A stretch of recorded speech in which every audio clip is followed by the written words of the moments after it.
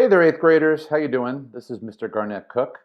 I hope you're all having a good weekend. If you're celebrating Passover or Easter, I hope you're enjoying a good holiday, and I hope you and your families are continuing to be safe and healthy.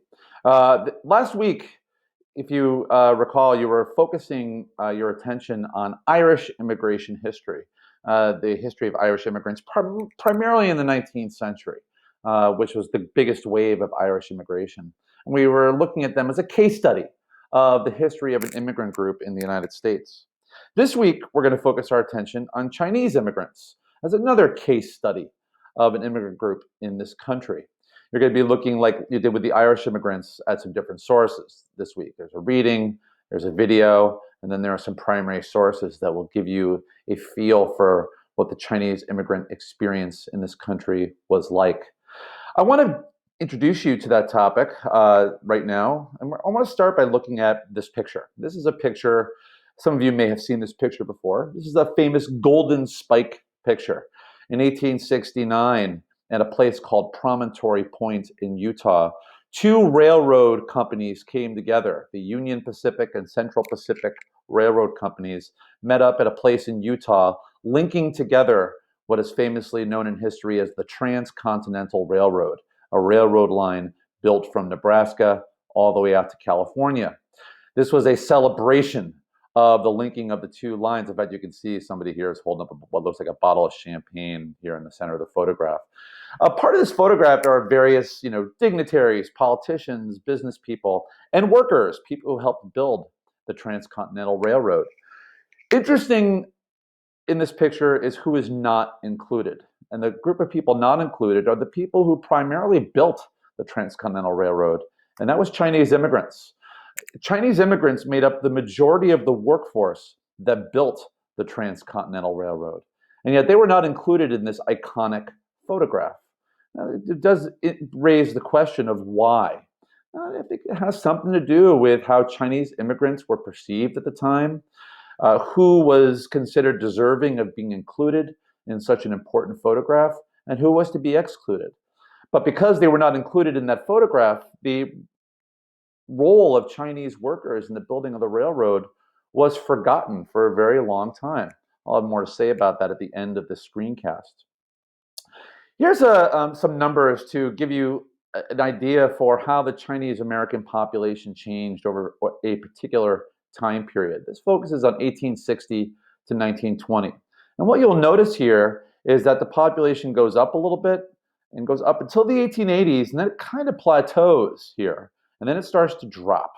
And you'll notice it continues to drop more and more. Now, I've had students in the past speculate that this had something to do with quotas, the passage of the quota laws. And the quota laws didn't come until the 1920s. So the quotas don't explain the drop in the population. What does is a law passed in 1882 called the Chinese Exclusion Act. I'll say more about that in just a couple of minutes. Chinese immigration to the United States begins in 1848 with the California Gold Rush. Gold was discovered near Sacramento, California, at a place called Sutter's Mill in 1848. And as the news of the discovery of gold there spread, people began flocking by the thousands to Northern California to mine for gold. There were over 100,000 miners in California in 1849, and they came from everywhere. They came from Central and South America. They came from Europe. They came from the East Coast of the United States, and they came from China. Chinese miners were coming over. A small number of them actually struck it rich, interestingly enough. But this was the beginning of the wave of Chinese immigration to the United States. Chinese immigrants had been coming to places like Hawaii, some places in South America earlier than this, often being brought here as exploited labor. But their presence in North America really begins with the gold rush. So I'm going to give you a little quick summary of Chinese immigration history in the United States in the 19th century.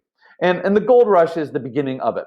Gold is discovered in California, and you have this wave of Chinese immigrants. Well, after the gold rush died down, many Chinese immigrants stayed.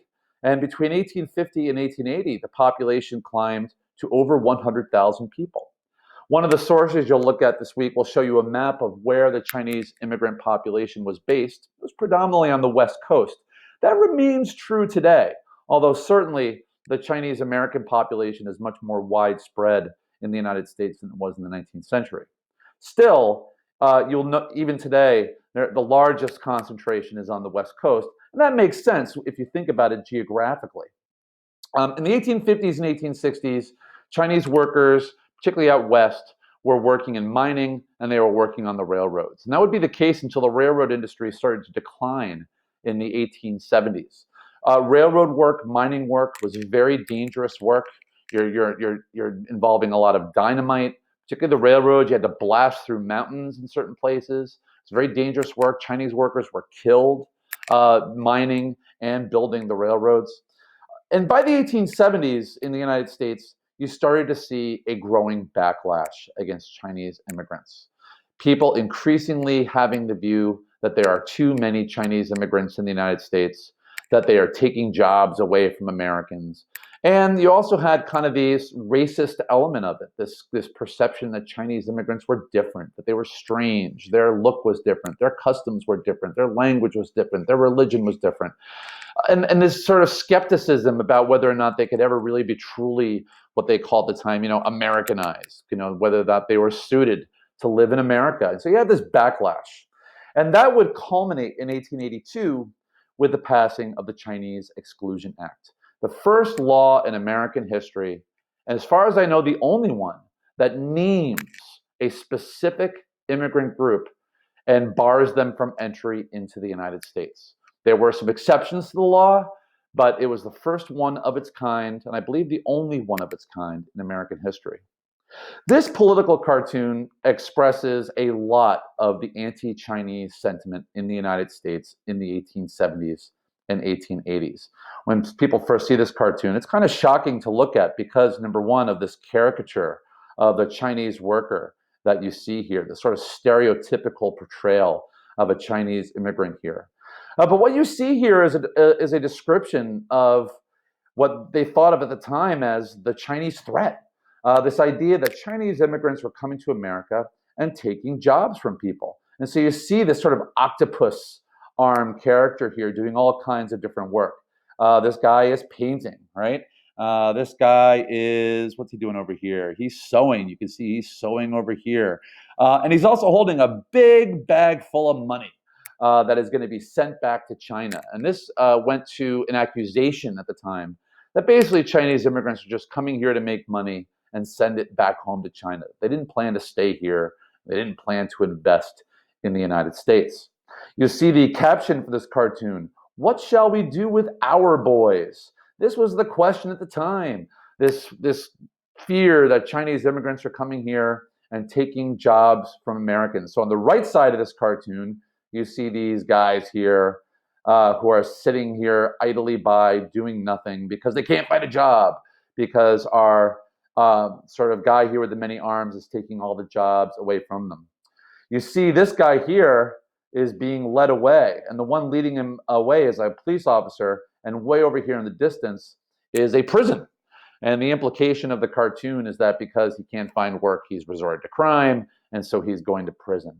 And so this kind of anti-Chinese sentiment in the 1870s and 1880s is really expressed by this cartoon, this perception that they're different, this perception that they're strange, and this perception that they are a threat and that they are here to exploit the United States rather than be a part of it.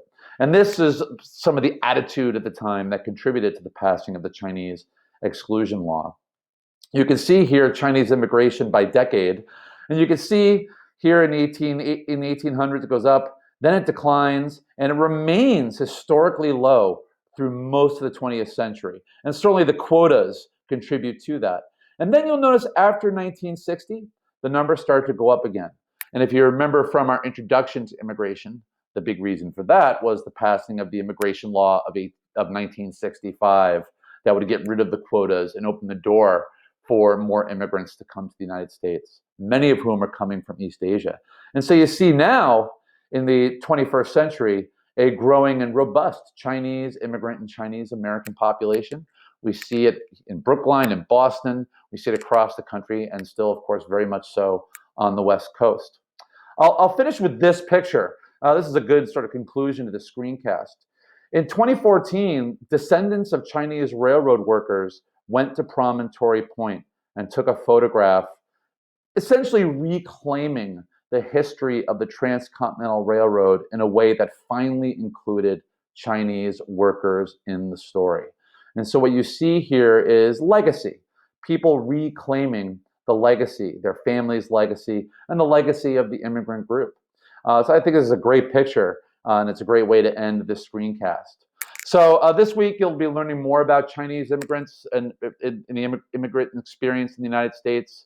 There's a reading, there is a video that you're going to be watching about the Chinese exclusion law. Then there are some interesting primary sources, a map, there's a political cartoon. There's also a short reading that will give you a sense of Chinese immigration in the United States, their experience here, and also the anti-immigrant backlash.